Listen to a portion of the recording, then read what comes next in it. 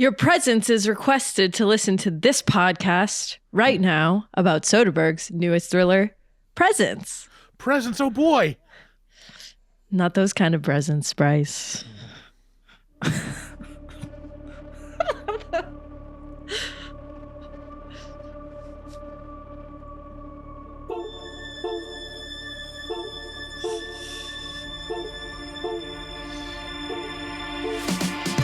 Is this a metal thing? Yes. Little taste. David, what is this? It's pretty thick. Break. I have to kill a lot of people. Just tell me what you want me to fuck. I have big tits and a tiny vagina. Oil me up, Daddy. I can't believe that Bryce prefers big tits. Mistletoe alert. This is back country. This guy was a real jerk. How long can Hugo be pregnant? Chomp, chomp, chomp, chomp. Oh, I'm just such a dick, David. Okay, everybody, put on your corpse handling gloves. Ew.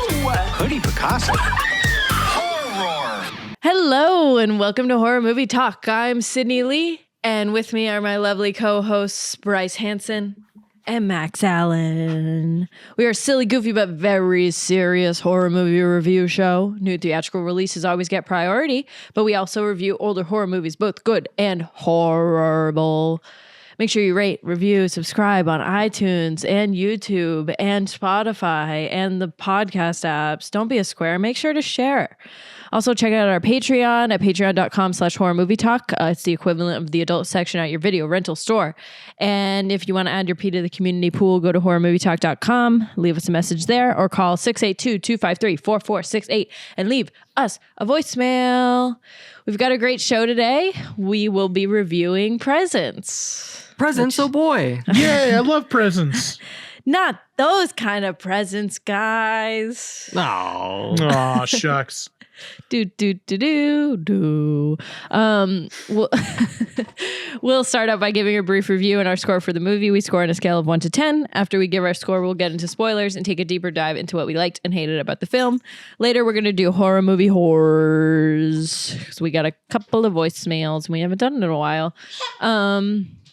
All right, so Presence is a new release. It can be found in theaters now. I'm not sure if it's a limited release or not, but hopefully not.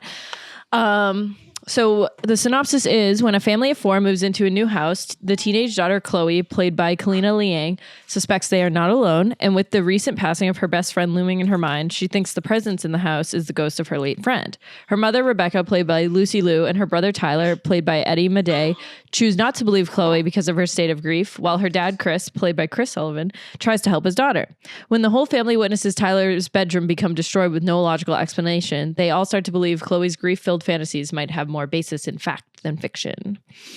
My review is that I had not heard one single thing about this film. I don't even think I saw a trailer for it, but when Bryce said we got to review the new Soderbergh horror movie that comes out this week, I was very intrigued and I was not disappointed. This movie hit home for me in ways that I did not expect, and I usually don't get too emotional over horror since we watch at least one horror movie a week, but this one hit hard for many different personal reasons. The way that it is shot is very inventive. I've seen it done before in passing parts of films, but never the whole runtime, and I really enjoyed it. I think it would be great to go into this movie blind like I did. That's how the viewer will probably get the most out of it. The twists were unexpected. I never guessed what would happen next the whole way through, and the few red herrings work themselves expertly into the plot. This is more of a psychological thriller or a family drama than pure horror, and I really liked it. Not very scary on the surface, but emotionally it's raw, sad, and horrifying. And I'll give it an 8 out of 10. What about you guys? Yeah, I really liked it. I wouldn't say it's as much a horror movie as a ghost story. It is really well done. It's unique in that it's told through the perspective of the ghost, and all the camera work is done through the perspective of a ghost, which is kind of caught in a loop in a way. And there's a little bit of a mystery, but mostly it's telling this very simple story of this family. And it's really engaging. It's not too long. And yeah, I was pleasantly surprised. It was good. I saw the trailers for it, and you kind of get what it's going to be from the trailers, but I don't think it would necessarily ruin it or, change your viewing experience for it. That being said, it is very plain. There's not a ton going on. It's a simple story, simple movie, so I'd give it like a 7 out of 10. It's kind of like, yeah, you could definitely wait for it to be streaming, but that's not a knock on it. It's a good movie, but it's not necessary to have the theater experience in it. I was the only person in the theater on Friday afternoon at my theater, so there's not a lot of people going to see this in theaters, I don't think. Yeah, there were only 2 other people in my theater. So, How did you convince the theater to put subtitles on, Bryce? Well, there's always like an open caption version, like time at certain theaters. Like you don't have like open caption showings or like sometimes they have like the sensory showings to where they keep the lights on for people that are Who get scared? retired and autistic people. get scared of darkness, I guess. So yeah, it's just the time that I went to, I didn't do it on purpose, but it ended up being captioned. And I figured out like it's open caption because it doesn't just caption the dialogue; it captions like The noises, all the sounds and stuff. Mm-hmm. like captions usually do. Mm-hmm. Yeah. Yeah, I didn't even know that theaters did that, so thought that was interesting. But I also enjoyed this movie. I was pretty nervous at the start because, like, as the whole thing is shot from, it's as if the ghost is holding the camera the whole time, and immediately, like the first 2 minutes, I was like, this is gonna get annoying fast. But actually, it doesn't. You kind of forget it's even happening. After like 20 minutes, I didn't even notice it, and I didn't think it detracted from the movie at all. It reminds me a lot of the movie A Ghost Story. Yes. Me where too. It's slow and sad, but this is not nearly as slow as A Ghost Story, because A Ghost Story might be the slowest movie to ever been made. There is a 15-minute scene in that movie where a woman eats a pie. Yep. It's a very I slow like that movie. I like that movie a lot, though. I like the idea of that movie. Yeah. But yeah, this is not that slow, but it's just got a similar feel. From the trailer actually made me think a lot of Skinamarink. I thought this was going to be Skinamarink Part 2 because there's like no dialogue in the trailer. It's just like walking around the house showing people staring out into nowhere. And I was like, this is Skinamarink. There's going to be no dialogue. It's going to be just so boring. But actually, there is a lot of dialogue, and I think it's good. I think the characters are really well done, and they're all very interesting people. And yeah, I don't know. There's a couple things that I didn't like about this movie. I think Sydney mentioned the red herrings. I think I would classify them more as plot points that didn't go anywhere. But we could talk more about that in spoilers. I think overall it was pretty fun, and I'm going to give it a 7 out of 10. Cool. Yeah. Yeah. I think we have a lot more to talk about in spoilers. I don't want to spoil anything. I think it would be good to talk about the red herrings in there. But before spoilers, you know what we got to do. Here's an ad. If you're listening to these commercials, you should know you don't have to. Go to patreon.com/horror movie talk and sign up for any one of our tiers. We have a few new patrons, so thank you to you guys. I'll shout you out at the end, because since you're a patron, you're not even hearing this right now. So I'll shout you out later. And of course, check out our shop on our website, horrormovietalk.com. People have been buying merch lately. I was streaming the other night and someone said that they just got either a hoodie or a zip up. And I was like, hell yeah. Like, so go buy our merch. We have great options over there. We also have that person who bought merch and wants us all to sign it. And I think they sent it to Bryce. But yeah, and it's still sitting in my office because I'm a piece of shit. So okay, yeah. So they messaged us and they were like, "Hey guys, Max just wondering if I can get an update on that." This is one of those things on the many things that I dread getting called on, because it's something I've been procrastinating a while. Send me a text it back to him. Like at this point, he just needs the merch. Max Well, sent yeah. you a text on the text thread about it. I Like, know, to remind me when I can actually send it, though. well, Remind me how are we tomorrow. gonna know when you can send it? Remind you tomorrow? Remind me tomorrow. I'm just asking. It's right there. We'll send it. I'll send it to Max. He can sign it, and Max can send it to Sydney. Okay. Yeah, and listen to this ad.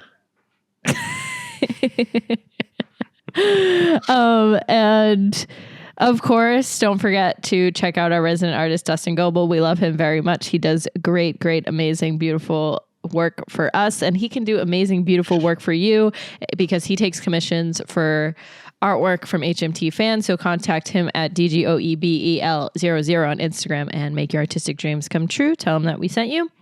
And listen to this ad. Thanks. Thank you. Honestly, that works because it makes my editing job easier.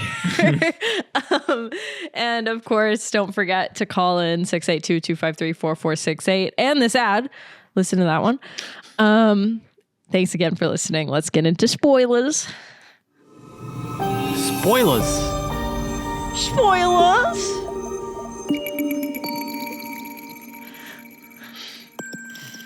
I don't know, Scoob. I think we're gonna have to listen to some spoilers. Ruh-roh. Okay, I wanted to say that I had a full mental breakdown watching this.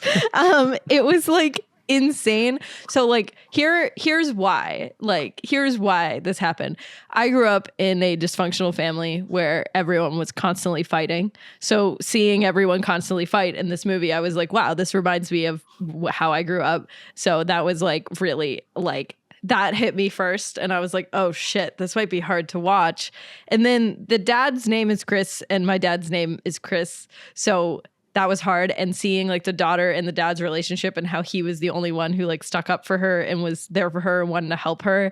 Like that's the relationship that me and my dad had. So that was so hard. So every time like the moment where he's like, hey kid, do you want a burrito? I was like, like I started crying immediately because like that's has happened. I'm sure as a father, Bryce, like you've done that. You've walked in your kid's room. Hey, how's your day? You want a burrito? Like that's just like, I cried at that part. And also my best friend overdosed and died 4 years ago. So that too. And of course we'll get into that. That's not exactly what happens with the deaths in this movie, but like, that happened. And so with this girl who's going through the death of her best friend from an overdose on drugs, I was like, okay, so this movie was like tailor-made for me to cry at it. And I was like, it was a full blown, like I went home and I was like, oh my God. But yeah, so it's honestly a really dark film without being super like on the surface dark. It's like the themes in it are really intense, like kids doing drugs. Like it's very like real and raw to me. I don't know. Dark, like a 80s after school special. Dark. I don't know what that like, means. I mean, I didn't find it too dark. It was. I mean, yeah, there's dark moments but it's not like straight up evil darkness like we're reviewing I Saw the Devil after this one. Well, and it doesn't that's really a lot compare different. to that. But this is more like realistic interpersonal darkness. Yeah, like, that's what I mean. This is like the everyday evil that people will encounter, which is people not caring about you and looking after themselves, mental health illness, and predators that are, your run-of-the-mill date rapists. That's the real darkness. The problem is they didn't condense their evil. Now, if they had, we would have had a real dark movie like Night Swim. But instead, their evil was more general instead of, compact. Mm-hmm. Like there was, yeah, I mean. If they had maybe had a pool, they could have gone somewhere with that. Maybe have the pool be haunted. Now that would have been evil. Truly. But yeah, I do like how none of the characters are like really good or like really bad. Like everyone has bad stuff that they're doing, and that's really realistic because, you know, people always have their bad sides. Like even the dad, who's like the most morally quote unquote good character, he's still complicit in whatever the fuck the mom's doing in her illegal activity. I don't know. He's doing a pretty good job. He's pushing He's back. kind of like the Skylar White of this family, except for he's not super annoying. Oh, okay. Justice for Skylar White. Yeah, come on. Don't say that. No, he's a good guy. He's like, he recognizes the problems in the family and where people are getting short shrifted in love and is trying to stand up for the daughter. I don't think there's anything but like no, it's compromising about him. Even when he's like considering leaving his wife, he's still like, no, I'll be a good guy and stay and support I mean, her. he probably should. They're not really happy together at all. She does not. She is very mean. She's very mean, and she has a weird Oedipal relationship with her son. Like yes, she is a little bit in love with her son. She is like the discussion that her and the son have, where she's like drunk as fuck, and she's like, everything I did was for you. And he's like, what about Chloe? And she's like, fuck Chloe. It's for you. You're my favorite. I love you more than anyone in this family. And he's kind of like, all right, Ma, like that's chill. Like, yeah. Yeah. No, she is like a pretty despicable character, like a real life despicable, like, wow, you're kind of just a real bad person for just ignoring your daughter that's having a hard time just because like, she's just being dramatic. It's but the so son crazy. that's like performing and bringing attention and popular is like, I'm going to spend all my attention and love on this one because this one is going to, I mean, here's the thing. Like, it's a relationship where one person is a type A, like super driven and like vanity focused person. And there's lots of relationships like that. It doesn't necessarily mean that they don't deserve to be in a relationship. Like, it's the type of guy that the father is the type of person that you'd probably want with her, because it gives a counterbalance to it, as opposed to like, can you imagine if there was another type A guy that was like, you know, only obsessed with sports and the performance of his son in swimming, like how much more miserable Chloe would be in this movie. Right. Like Chloe needs one person to stick up for her. And it's sad when like the dad and the mom have that discussion. He's like, maybe we need different medication for her. Maybe she needs to go see a therapist. And the mom's like, she just needs time. And the dad's like, oh, you woman. Like, he's like, well, the no. line he says after that is great. He says, have you ever noticed how all of your advice happens to be for us to do nothing?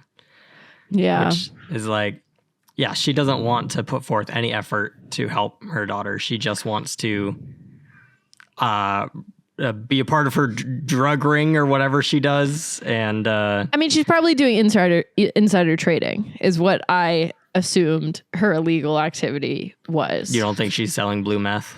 No.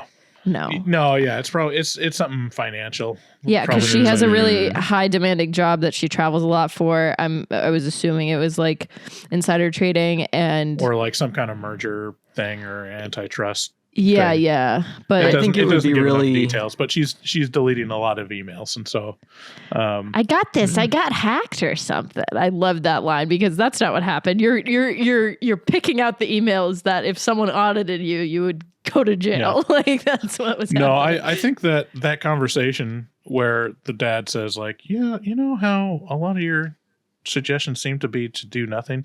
That is such a real, like the writing in this is pretty great. It's not, it's to the edge of realism where it's like, okay, the mom probably wouldn't be that bad or that insistent or that resistant to push back. But it is realistic enough for it to be believable. That's so funny because you should like talk to my mother. I mean, yeah, fair enough. But like that scene and her reaction to being called out for it is perfect. Just focusing on the two words of, no, what was it? What was the line? At all. Nothing at all. And it's like, okay. Yeah, and then he says something like, you have 2 children, and she's like, yeah, I pushed them out of my body. I know. Like, that is such a classic, like, narcissistic, like the way that she is responding to this conversation where her husband is just trying to help the daughter. Yeah, like, that's I already did the work. Yeah, and she's like, I fucking was pregnant, okay? Now I'm going to do insider trading and I'm going to like try to fuck my son and that's all I want to do. Like that's literally like it's so spot on like for a narcissistic person because narcissistic people do insider trading. But we don't know if it's insider trading. We don't know what it is. And is this one of the red herrings you had a problem with, Max? Sorry, what was that? Is this one of the red herrings you had a problem with?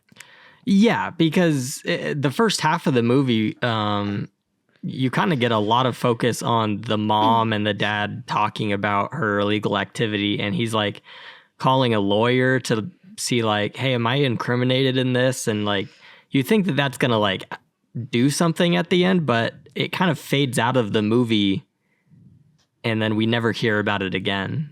So was it just to explain how they were able to buy such a freaking awesome house? Because I was so jealous.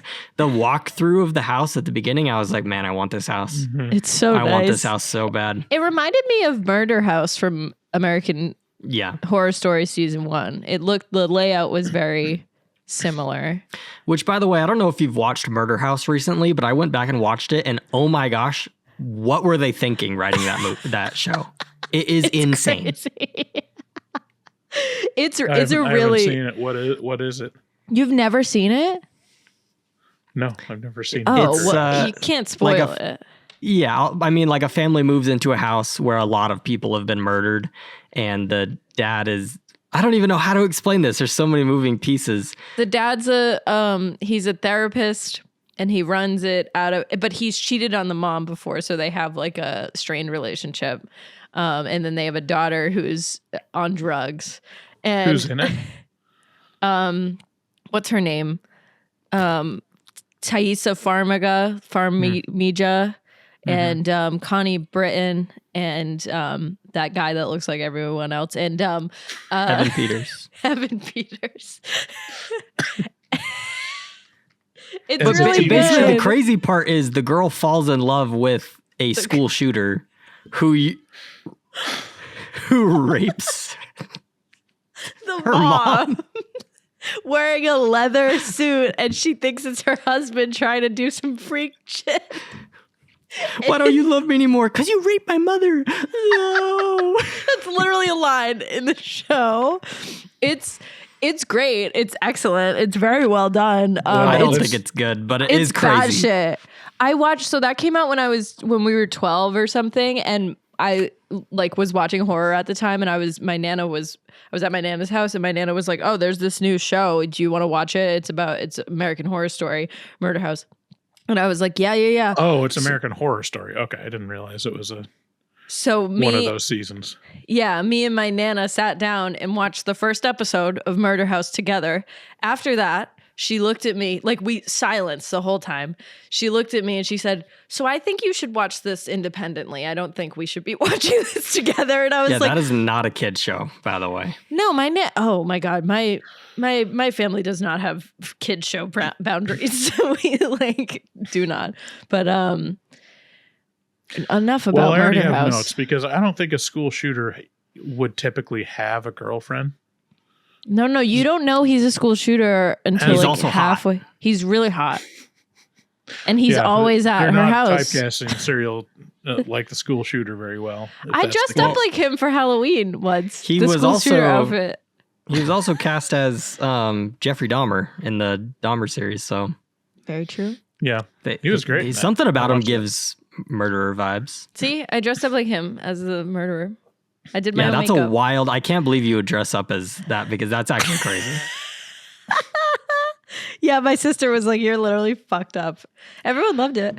All right, let's get back into presents. Okay, so let me run it down. So the camera, like Max said in his review, is like you're the ghost the whole time. It's POV ghost the entire movie. It doesn't get old, in my opinion. I think it's a really, really cool and inventive way to tell a ghost story. Yeah, it's all shot on like Steadicam. Like Yeah. it's It just sweeps along the house like a ghost would float. So the family moves into the house. They obviously are all very strained. Chloe's best friend died of a fentanyl overdose, and she's still grieving. Chloe and Tyler are both in high school. Tyler's like really cool and popular and kind of like an asshole, and Chloe's kind of more reserved.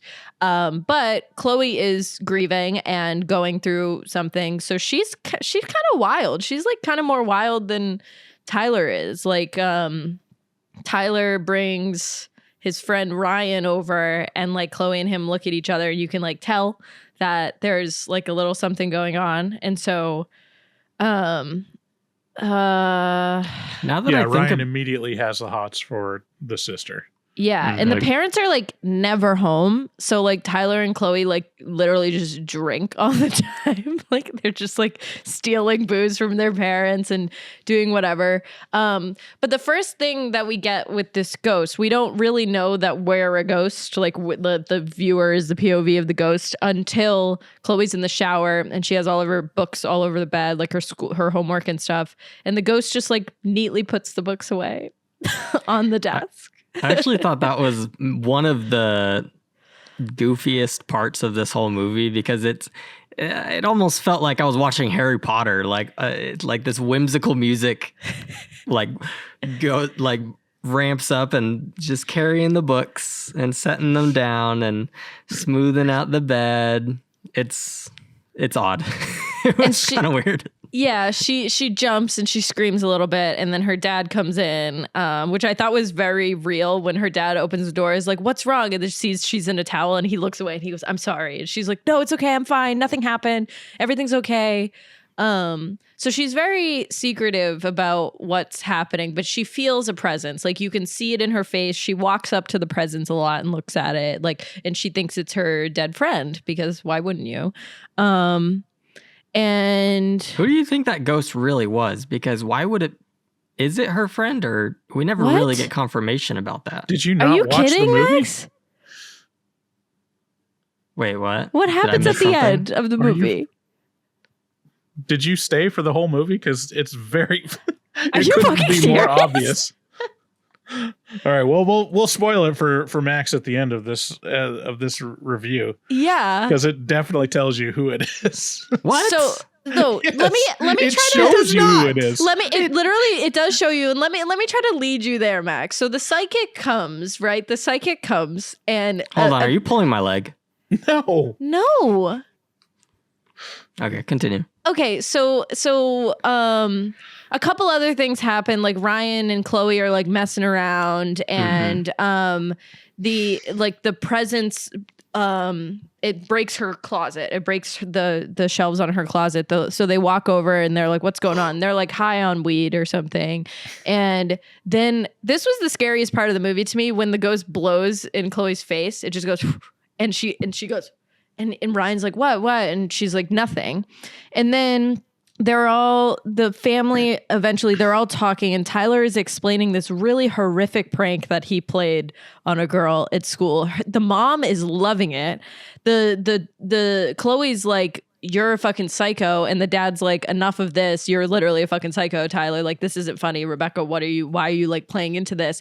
Then you hear something, they all run upstairs, and Tyler's room is like earthquaking. Like everything gets thrown everywhere, and then they finally believe Chloe. So then they bring in a psychic. Yeah, well, the important piece of information is that Ryan, or who's the Tyler. boyfriend? Oh, Ryan, yeah. Ryan. So yeah, Ryan tells Chloe that her Her brother has a mean streak. brother is going to do this like prank. And so she already knows when he's recounting the prank and he's making it seem like this is just something that some of the bros did to this girl and not, I did this prank to this person. Yeah. So I just want to point out that so far you have not shown me any evidence that we know I'm exactly who the ghost is. I'm about to. I'm gonna try to point you there, and you need to guess. So they bring the psychic in, and the psychic is freaked out, feels the presence. They're pretty skeptical about it, all of the family members. But the psychic is like, yeah, there's definitely a presence in here, and it doesn't know what it needs to do yet to move on. But ghosts, they don't experience time the same as everyone else. So like what's happening in the past, present, and future can all be happening at the same time. And also the psychic comes back and the dad won't let her in. And she goes, it's something with the window. Do you now know who the ghost is, Max? No. I don't know what you're talking about. The window. What do you mean? Max, they so show you at silly. the end. I don't understand. What do you mean they show me? This is so crazy. I don't know if you're trolling us or not, Max, but I'll explain it to you now and to Yes. the Okay. listeners. Thank you. Golly. No, So- but like you have to be trolling. This is like unbelievable. I'm not. This- I watched the movie. It This- doesn't say. It is legitimately does. crazy that, the important part is that what Sydney said is that the psychic mentions, it's like past, present, future, like is all the same. So it could be, or the past, present, and future is the same to the ghost. So, and then the second thing What is that? she says is like, can the I cut important in? thing is the window. And so what happens at the end of the Can movie. I cut in really quick? In a ghost story, Max, you know how he can see like his girlfriend living there with him while he's already dead? Wait a second. Is it the brother? It's the brother. You Wait, it was? They yes. show you at the end, Max. I in thought the- that was just because he died and now he's a ghost. No, they showed him in the mirror as the Yeah, POV of the ghost. Well, I didn't know he was the POV. Wait, so And then he's the the same psychic ghost says as the the ghost important from the thing whole to- thing? The psychic Yes. says it's something about the window, and Ryan. I thought it was two and the- ghosts. Why No, would it it's be just two one ghost. ghosts? Because The same ghost the the whole ghost time. through the whole thing and then he dies and then now he's a ghost. He No, was a it's the ghost same the whole ghost. time. He's experiencing the past. Like Bly Manor, this happens too. Like Yeah. Oh, They okay. can So just he go into their woke himself memories. up from his roofied stupor. Yeah, yeah, to go Ambien. save his Ambien. sister. Okay, well then also he was kind of perving on his sister throughout the whole movie because he's like hiding in her closet watching a lot of things he probably shouldn't watch. Well, he knows he has to do something in that room. He looks through that window the entire movie. Basically, he's always like in that room. And when the sister's having sex, he turns away and faces the clothes. Like, remember? Yeah. No, in retrospect, it's like, there's a couple times where he's not interested in seeing his sister's privacy, especially with the boyfriend. Yeah. So and he there- wrecks his own room? yeah, because he was he's pissed being an off asshole. about how much of an asshole he is. Yeah. Okay, so we're 100% sure that he is the ghost. Yes, Yes. Max. Okay, because my theory, let me tell you what my theory was by the end of the movie. Because the whole time she's like, oh, it's Nadia, it's my friend. But my theory, I was like, why would it be her? Did she die in this house? No. It's probably Right. some old dude who like passed away in his sleep in the 50s and is now like really interested in this young girl. Yeah, you were so close. What The the? passed away in his sleep thing. So close. No, Max, I mean, this that's is so like the other funny. clue is that, like, why would Chloe, her friend, be haunting her friend's house that she hasn't even moved into yet? And why is the ghost confined to this house? Yeah, Yeah. that's what was confusing to me. That's why I thought it was the old man. Just some random The old man. Like, there's a Yeah, old guy. that was my fan theory. Okay, well, it shows you at the end who it is. I know you see him in the end. I just didn't know that was supposed to say this ghost that just died is now the ghost that was here before. Yeah. I mean, and then Lucy Liu basically says it was him. It was Tyler the whole time. My boy. My boy. I could barely hear her because she was sobbing so hard. You should have gone to the open caption version of it. You're right. I should have read it plainly. Frick. Okay, I'm gonna start doing that. This is so funny. Because I also thought that the psychic was just a fraud because she basically like takes money from them, right? Mm-hmm. And when she was like, your middle name, it's Rose. And they're like, oh, how did she know that? And the dad's like, I told her that. It's Blue, actually. Mm-hmm. It's Blue. But yeah, that's, oh my God. Well, the fact that so Psychic funny. is looking straight into the camera the entire time that she's there seems to point out that she has some kind of connection. And the with recurring Grandma. Maybe I'm theme the one with missing the social cues now. I know. And the recurring theme with the mirror is that they keep looking in this mirror. The psychic looks in the mirror. They keep thinking, oh, this is an old mirror. Something's going to happen. So when it reveals at the end that it's Tyler in the mirror, in the very important mirror to the story, then it's him. So he I don't know the ghost rules, but the rules basically are just like time is not the same. So he can experience his own memories. So he tries to wake up his sister at one point, and like what happens at the end is the parents go on a work trip, and they're going to be gone for a few days. So Ryan and Chloe devise a plan to give Tyler Ambien to make him fall asleep so they can have sex. And they've had sex already, but before this happens though, is they have sex, and then she goes to take a shower, and Ryan's like, "Do you want anything to drink?" And she's like, "Yeah, can you get me some juice?" So he gets her juice, and at the ghost sees, we see him put something in her juice. And then the ghost rattles the table to make the juice fall on the ground. So the ghost knows that it has to be something with like being drugged at this point. But we're also like kind of confused. We're like, is this just like a roofie? Like what's happening? And then it's like...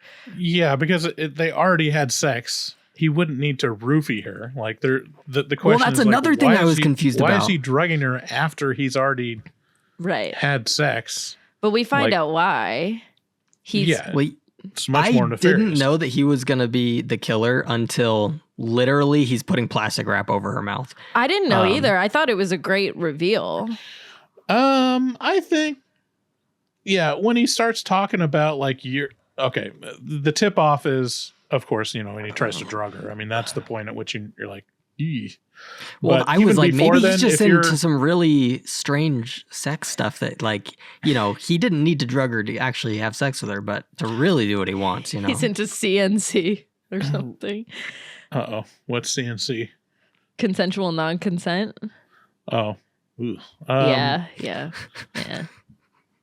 Well, it wouldn't be consensual if he no, got it's like NC. I'm not personally subscribed to this ideology, but you basically are just like, yeah, I consent to you taking me whenever you want to.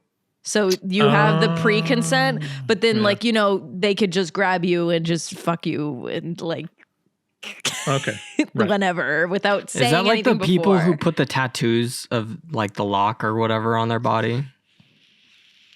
That's more like dom sub. Yeah. Well, right. Whatever it is, it sounds hot as fuck. So, let's. So, I mean, my initial creepy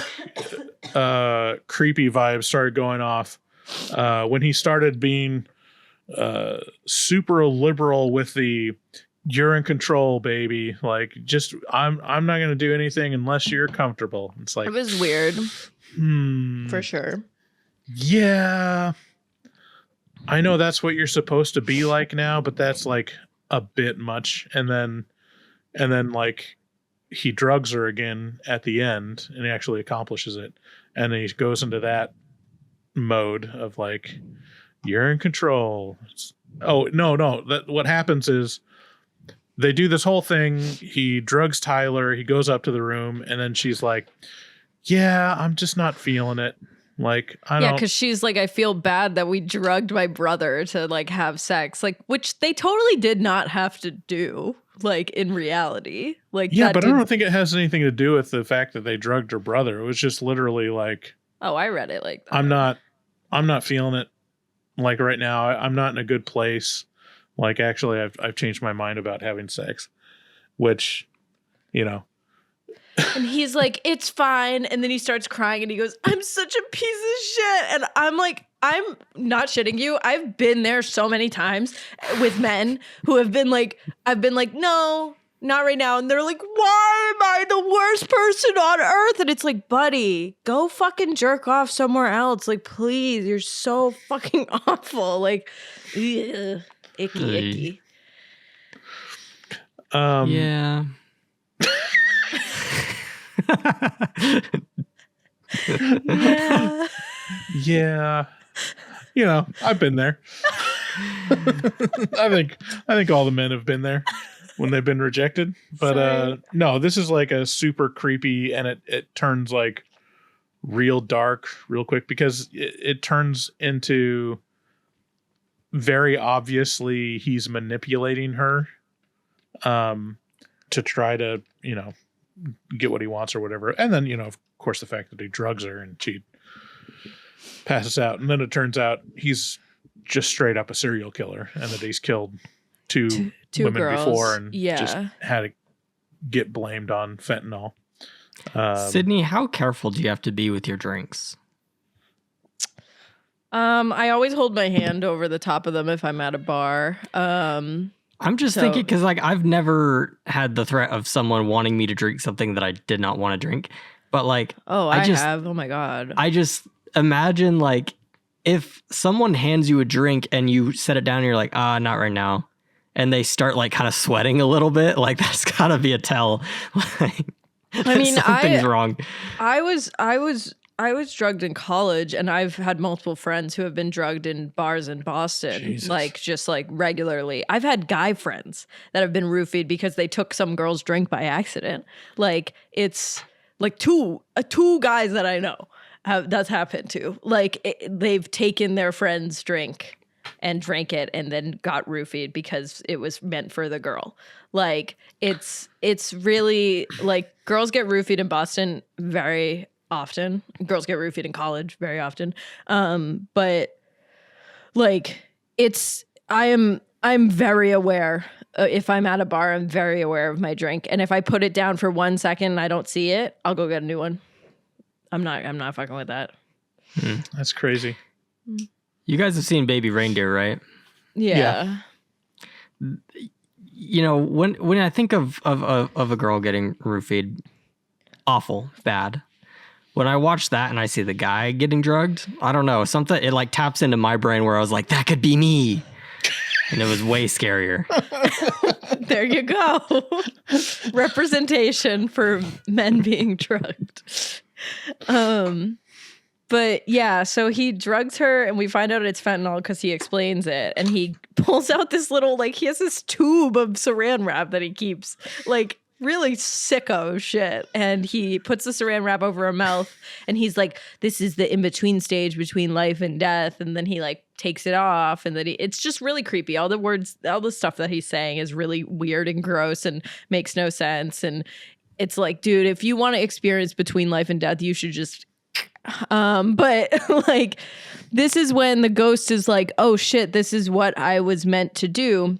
So he goes downstairs and he like, I don't know what he does. He like shakes Taps Tyler. on the fishbowl of reality. Yeah, he's like, hello. And Tyler wakes up in his ambient stupor. Like he's been drinking too. So he's like a mess. He runs upstairs. He's like, Chloe. He gets up there. He sees Ryan on top of Chloe with the saran wrap around her mouth. And he just grabs him and they plunge out the window and both of them die. It's really crazy. Like, it was unexpected. Like, I didn't know that Tyler was going to be the ghost. I thought that was a great twist. Once they do die, it was like crazy. Because it's like, you're really going to go in there and just grab him and jump out the window? Like, I don't know. Like, if I was Tyler, I don't know if I'd jump out the window. I'd probably wail on him and beat his face in. shoving them out the window is an option as well. Yeah, they just hero jumped like Spider-Man out the fucking window. It was such a good twist that I didn't even realize it until we started doing this podcast. That's so great, Max. But yeah, so then there's the reveal at the end that Max didn't understand, but hopefully other people will. When they cuts to black, they're moving out of the house, obviously, and you see Tyler in the mirror, and the mom's like, "It's him! It was him!" And it's honestly, I mean, it sucks that Tyler died. Obviously, it's really sad for the family, but now the mom is finally going to understand what like Chloe was going through, like it's different because it's her son and that was her best friend. But like, it's like, I don't know. It's just, yeah, it was a good ending. Every time in a ghost movie where the family has to move after, I just get so, like, despite who died, like, that's not what's weighing on my mind. What's weighing on my mind is like, oh, man, they have to move again. Their credit score, like, the mortgage. They're going to have to find a lender. They probably lost so much money on the deal. Escrow and, like, all that down payment. And jeez. Well, I'm figuring it's been a little while since Tyler died, since like Chloe would probably be in the hospital for a second, and like they'd have to like, buy a new house, and so maybe maybe they lived in that house for a whole year, which would still be awful for them financially. Yeah. But that's what happened. And at the end you see like the POV of the camera finally leave the house. So after Tyler reveals himself to his mother, he's moved on, which is good. I didn't get that either. Dude. Dude. Fully sober, fully conscious. Didn't even leave to pee. I just didn't get it. Well, I hope that. Do you? But yeah, I think we covered everything. If you guys do you want to talk about anything else? No, it's good. It's pretty cut and dry, honestly.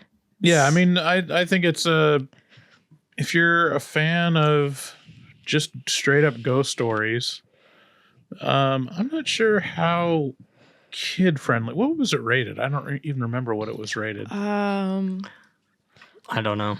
There's some sex scenes that you might not want. A kid probably wouldn't even think that this movie's interesting. It's a little too slow. I don't even know the rating. It's only 85 minutes long, which is great. It was awesome to go in the theater at 7 and get out at 8:30. That was great. Yeah, it's rated R, but I mean, honestly, it's a pretty low key movie in terms of horror. It's rated R for like the stuff they talk about. Yeah, for language and kind of sexual topics and murder. But Moida. Yeah, this is a real good movie. This would be a good date movie for people that aren't into intense horror. Yeah. But it's definitely a good movie, and another, if you like Soderbergh, this is another banger. One last thing I will say about this movie is, I didn't get emotional at the burrito scene, but when you did, like when the brother does sacrifice himself for his sister, I got a little emotional. I mean, because he's such a douchebag the entire movie, and he's so hateable. He has no redeeming qualities. And then all of a sudden, like, he lashes out and saves his sister in a very, like, heated emotional moment. It's good. He finally did something right. Yeah, that's another great scene with the father and Tyler, of like Tyler realizing that he was kind of an asshole to his sister, and then the father saying like, yeah, you need to apologize. You need to smooth this over. And And then Tyler's starting to like bristle again and be like, she's just being dramatic and stuff. And then the best thing, like one of the best lines for the father is like, and he's just super frustrated that his son is such an asshole. And he's like, you know, I think you have the ability to be a good man, and I hope to meet that person soon, which is basically saying like, you are not a good person yet, and you need to work on yourself. You're a dick. That's such a good, like, good backhanded compliment. It's really good. And great, you know, great parenting of just like, you have the ability to be a good person, like do something about yourself, you know? Yeah, it's good. It's I recommend this to people who like ghost movies and yeah, I mean, if you're in my exact same situation, it might be tough to watch. The burrito scene might really get you. Stop it! You have the exact same situation. Listen, my dad's never gonna ask me if what I want for dinner again. It sucks, okay? Like it makes me feel bad, and so that really was sad. And my dad's like, he was always there for me when I was like suicidal and stuff. He was the one that would pick me up off of the ground and make me not be suicidal. So that was nice. And so now I don't have that. So when I'm suicidal now, I have to pick myself up. That's not fun. That's not fun. Yeah. You could also let us know. Yeah. And if anyone is listening that's struggling with thoughts of suicide, call 988, the Suicide and Crisis Hotline. Or call 682-253-4468 and let us know about it. Or you can sing that Macklemore song. No. Yeah, definitely call the number Bryce said first. The Logic song. The Logic song. And then let us know the suicide, aftermath. Yeah. Okay, we're all talking. Okay. Okay. Yeah, that's presents. You want to get into horrors? Let's. Yeah. Horrors.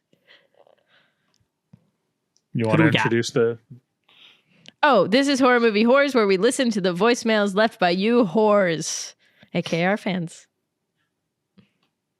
Hey, Bryce, Sydney, and Max. This is Thomas from Las Vegas. I hope you guys had a great Christmas. I'm just calling to pick a little bone with Bryce about his a little bit of elitism, you know? When he talks bad about people who, just talks bad about people who like The Devil's Rejects or Terrifier 3 and having no artistic value, or if you like Terrifier 3, you can't like Hereditary. That's just totally inappropriate, you know? I don't care how if you rip a movie, but to say somebody else is unable to form an opinion on a movie is a little bit crazy.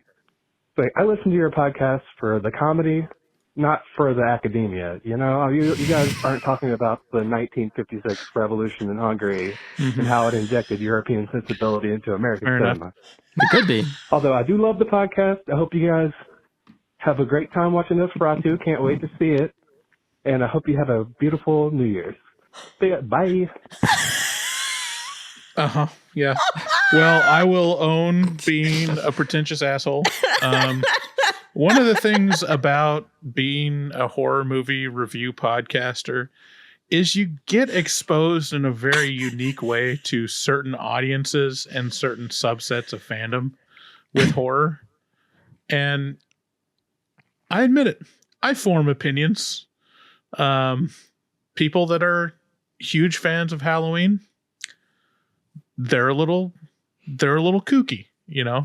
People that are fans of mostly, you know, Rob Zombie and Terrifier movies. I'm not saying it's bad to like them. Like, I can see a reason for liking them. He's saying there's a good person inside of you, and we hope that we see it soon. There's a certain aesthetic. I'm just saying, by and large, the people that want to associate with that form of art are not, you know, they're not my kind of people. You know, is that a bad thing? I don't know. You know, I don't hang around with a lot of people that listen to Insane Clown Posse and go to Insane Clown Posse like events. No shade to them, you know. You do you. I won't yuck your yum. But I'm expressing my opinion, and my opinion is Devil's Rejects is trash. I really like how he ended that. Like, listen, you aren't the smartest podcast out there. That's not why I listen to you. So don't try to use that little brain of yours because it's too small. I listen to you guys for the comedy. Yeah. You know what? Me and Bryce are pretty pretentious about our movie opinions, though. Like I'm sorry, Max. I don't think that you are as pretentious as we are. Oh no. But like our pretensions can come out sometimes, and you know what? I don't think we're wrong for them because our opinions are good. Yeah, it's all subjective. So like, in a subjective thing, would you rather be wishy-washy and being like, it's all good, like I can see why people like this, it's it's fun, people just like having fun, or would you like someone with an actual opinion that has a strong take? I'll tell you what, it's more interesting listening to someone have a hot take and call out movies that they don't like. But if I can run D for Thomas real quick, I think he was more so upset, not that you didn't like the movie, but that you said that people who did like the movie were somehow can't lesser. Like Hereditary. That's and I don't think that. I think you can like both. I think it's less likely that you're into, super esoteric, pretentious period dramas, horror movies. And you also like, just straight up schlock.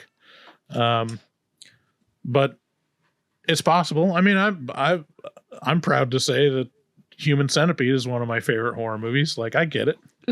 You can like both. I'm saying like the fandom around a particular subset of movies. It's the same thing with like Star Wars fans. Like, I'm a big Star Wars fan, but I don't like Star Wars fans as a group. So yeah, I'm sorry if I come off as pretentious. I'll accept it. I have strong opinions, and it's fun to make fun of people for liking things that you don't like. I mean, that's just the truth. Next call. Okay. Next up to the plate. Hello. Good afternoon, friends. Nothing negative to say at all about the Twinks or anything for that matter. I just want to say the episodes have been happening to where there was an episode that was released on Christmas. There was an episode that was released New Year's Day. And those were kind of like hard times for me since I lost my mom this year. And it's like the first time, around the holidays, everything's different. So it was sort of a comfort and form of catharsis to be like, oh shit, there's like episode of Horror Movie Talk today to listen to. And it's just been really nice. Bryce, stay sweaty. Max, stay twinkish and stay hot, lady, friend, pal. He forgot your name. You forgot your name, Sydney. Lady, friend, pal. But yeah, dude, I'm glad we could be there for you. I mean, I lost my dad last year. And so it's nice to have a respite from real life and get to do something you like. It's crazy that like I have podcasts where when the new episode release, I'm like, oh, hell yeah. Like this just made my day. And I'm so excited to listen to it. And it's crazy that there's people out there who think of our podcast like that. It's really sweet. I mean, I'm always chasing the Red Letter Media dragon. I'm like, let's see. And I look at like the podcast, the bell on YouTube. I'm like, it's been 6 days since one of my favorite podcasts released an episode. Maybe tomorrow, maybe today even. So yeah, checking it at midnight, 12:01, like refreshing, seeing if. Yeah, I'm glad that you guys are liking the show, and it just underlines the importance of being consistent and putting it out every week. And glad you appreciate it, and it helps. And I'm glad you like Lady Friend Pal. Mm-hmm. I do my best. What would happen if I wasn't twinkish? Like, what if I really hit the gym hard? Would we lose subscribers, you think? And you'd be a twunk. And do I appear sweaty all the time? No, you don't look sweaty. I'm very cold right now. It's freezing. I'm freezing my dick somehow, off down in my basement right now. Still sweaty. Bryce Still is not sweaty, guys. I'm just glistening. Am I just glistening all the time? No, you I've been saying this a lot lately, but you really look good right now. Oh, thank you, Max. Like the beard, the hair, it's all coming together. Yeah, I got a beard care kit. I don't know if I mentioned this on a previous episode, but part of it has beard oil. And so I love very beard oil. well oiled. That's what you got gotta do on the beard. Although I'm surprised there's so much gray in your beard. Yeah, don't be surprised. I'm in my 40s. It's nice, like it's got a nice pattern. Yeah, it looks good. It's kind of like stripes, you know. Okay. Hey, HMT, it's no one from Florida. Sorry we haven't spoken in a while. Just wanted to call and say Happy New Year. We're loving all the content, loving the talkies, loving the Nosferatu review. I will say that my wife and I were lucky enough to be able to watch that movie with only 3 other people in our theater. So it was really great as far as the immersion goes, just to be able to really zone in on the movie. I got to say, when walking out of it, my gut feeling was to give it about an 8, just because it was more black and white, so to speak, than Eggers' other movies.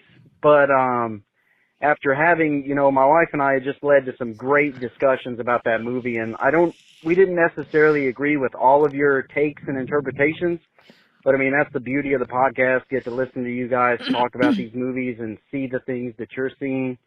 So it's just really great. And I will say, after just listening to that soundtrack the next day, all throughout work, just on repeat, that music was absolutely beautiful and amazing. And just listening to that had to bump the score up in my mind and in my heart from, a 9 to even a 10.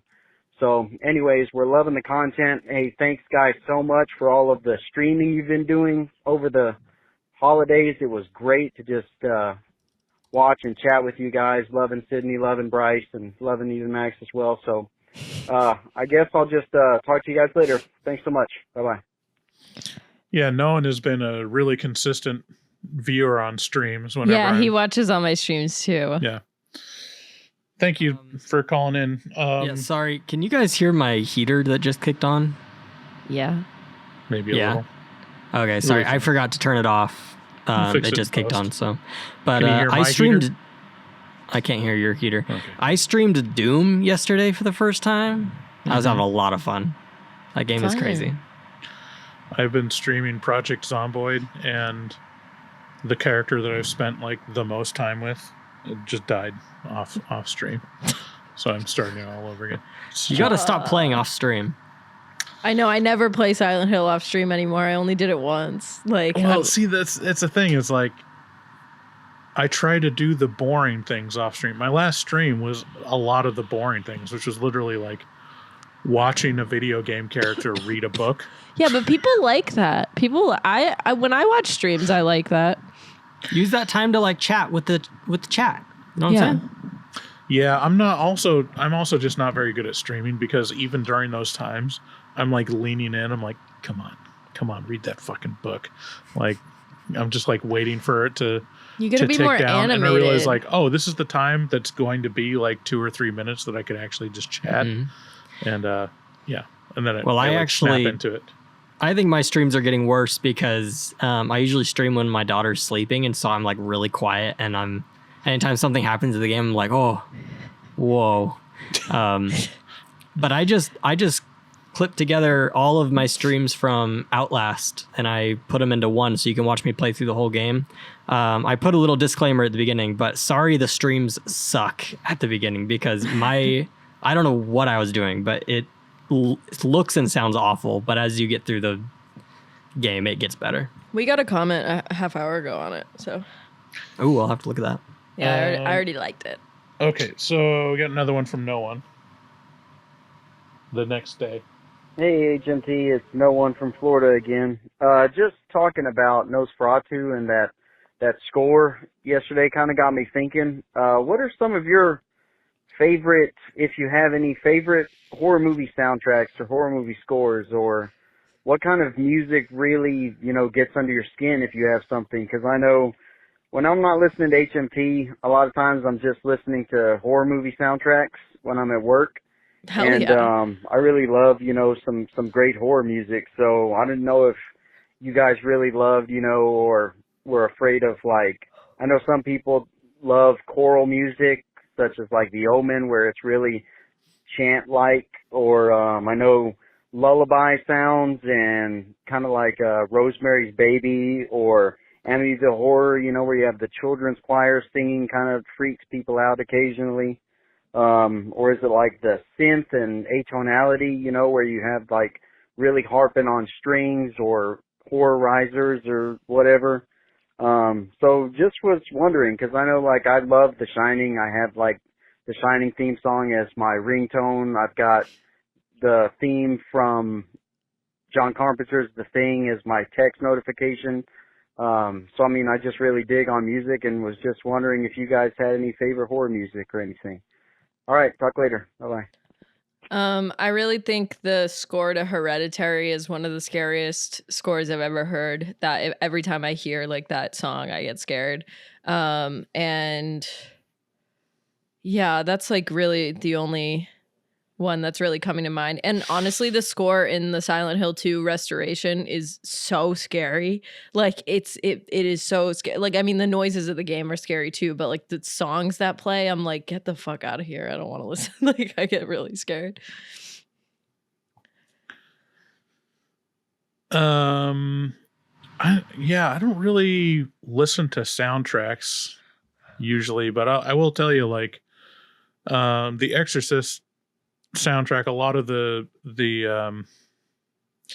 music that they use in The Exorcist is like little tiny excerpts of like really famous 20th century avant-garde classical music that's really good, like Penderecki and what was it, George Crumb? I think it's George Crumb is one of my favorite pieces called Black Angels. And yeah, that soundtrack just uses a lot of just like really off-putting avant-garde classical music from the 20th century that still holds up and is kind of super influential for later horror movie soundtracks. Yeah, I don't really listen to soundtracks either. I have been listening to the History of Rome podcast though, and oh my gosh, it's so good. It's great, okay. Man. All right, moving on.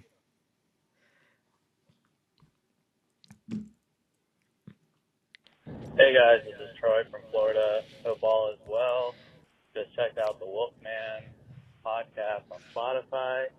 I had a feeling that movie was going to be super bad. Anything Blumhouse that comes out anywhere near the month of January is usually the worst movie on the face of the planet. So no surprise that you guys were uninterested and didn't like it. But in good news, I don't remember finding a podcast for you guys reacting to Barbarian, but I'm assuming you guys probably have, and I'm also assuming you scored it relatively well. But the director of that movie is releasing something new, and I just saw a very quick trailer for it on Facebook or Instagram, and the trailer was awesome. So it doesn't give away anything, and it's super ominous the way it happens, and it's very quick. So I hope you guys put that one on your schedule when it finally releases. And yeah, we'll talk soon. Have a good one. Yeah, we do have an episode on Barbarian when it came out, but me and Max weren't on that. But you guys rated it a 10 out of 10. I love Barbarian. I thought it was one of the greatest horror movies in the last few years, and I still stand by that. Yeah, it's a great movie. Yeah, I loved it too. I didn't know the director had a new one coming out, but we'll probably do it. You know, the main actress from Barbarian. Well, isn't that Companion? Isn't that the one that's from people that did Barbarian? Oh, exciting. So we'll do that next week. Yay. Yeah, we'll be covering it, definitely. The main actress from Barbarian followed us on Instagram, and then we tried to reach out to her, and she said nothing. So she still follows us, though. Yeah, she still follows us. I guess she just likes us from afar. Mm-hmm. Thanks, girl. All right, next and last voicemail. Am I really that fucking frill? I hate that for me and for you guys to have to listen to this. This is Gail from Louisiana again. Long time no talk. I'm kind of behind on episodes just because y'all have been really keeping up with new releases, which I know you claim to be your thing, but I mean, come on, guys, be so fucking for real right now. I have not been able to keep up with new releases like you guys, so that really sucks for me. Anyway, I just wanted to come on and leave you a voicemail and say thank you. I know you guys don't get political, and I really wish sometimes that you would, but especially in this day and age. But I've been, spiraling out as a lot of people have been, and just taking in too much. And I came back to the podcast to listen to an episode, and in between me trying to put on news to stay updated and stuff, it turned on again on my card play, the episode that I was listening to, which I think was Smile 2. And I got really fucking calm for the first time in like 2 months. And I'm leaving this on January 25th, by the way. So like my 2 to birthday. 3 months, I've not been calm. And I just wanted to thank you guys for being a distraction. And I love you guys. And I know this is really sentimental, but you've been very helpful to me. And horror is my distraction. And I love listening to other people love it too. So anyways, fuck you guys, losers. No more sentimental shit. Get wrecked. I will come for you if we have differing opinions and all that fucking crazy shit. Or whatever. That was a really piss poor attempt at not being sentimental. Okay, bye. Mm-hmm. Well, I'm glad that we can Gail. be. My heart goes out to... Okay, No. Don't! Jesus Christ Almighty! Oh my God! No, we don't want to delve into any kind of politics here, other than just make fun of, pop culture moments in politics. Probably, it is probably safe to say, at least, that we do not agree with Nazis. Yeah. Gonna have to say a big no. Gonna have to say a big no to Nazism. Jewish people, love them. Okay. I mean, it's not to say they didn't have some good ideas. I think we can accept that, everyone has some good ideas. But by and large, we do not agree with Nazis. Dog. But thank you. I'm glad we can be your respite from the crazy world, and we'll continue to be funny and not academic per the recommendations. But I'm glad we could be there for you. And yeah, we're glad to have you. Okay. That was horror movie. Thanks for listening, guys. We do have new patrons that I want to shout out, which are the names of them are. We have Willow, we have Melissa C, we have Michael A, we have Rob C, and I think we also have Michael K, we have AC, we have Micah G, just a lot of people. So thank you so much. And some of those are free members. Just join as a free member. You'll get a shout out. You'll get, at least we'll know that you guys appreciate us. And we're trying to get up to 100 patrons. So go to our Patreon, patreon.com/horrormovietalk. And and call in. We have no more voicemails, 682-253-4468. And a quick reminder, if we Sydney do... are desperate for your voicemails because we don't prepare anything else. Yeah, we never do games. Games. So, I've been really preparing a do unique me and Sydney game a for solid. every single one I do. I almost was going to do Guess That Poltergeist. And we love you for it. Name that poltergeist. I want to remind everybody that if we hit 100 paid subscribers on Patreon, we will take away the ads. Yep. That is a true which statement. We're not completely far away. I will say, like,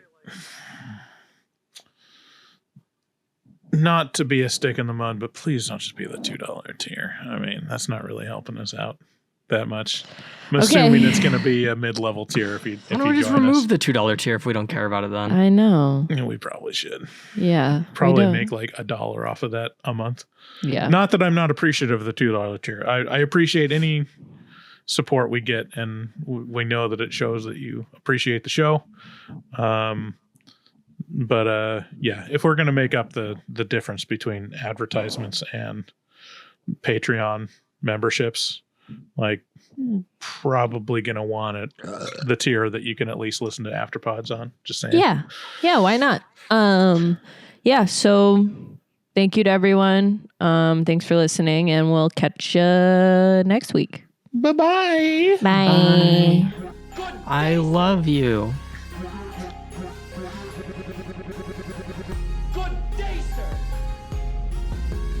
I am the presence in your walls.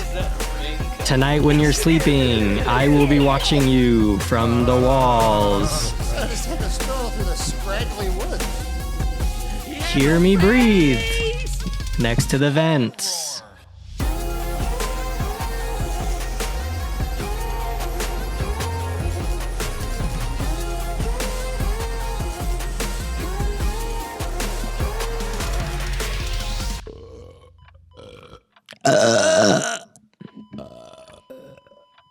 That didn't sound good.